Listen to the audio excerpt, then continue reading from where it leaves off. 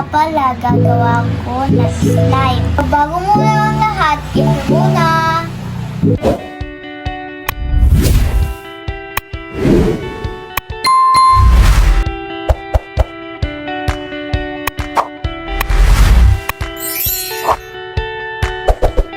Ito nga pala ang gagamitin ko, bowl, panghalo, at mga color, tapos ito yung seed. Tapos ito nga pala activator, tapos ito yung glue. Tapos ito yung slime solution. Okay, gagawa na tayo!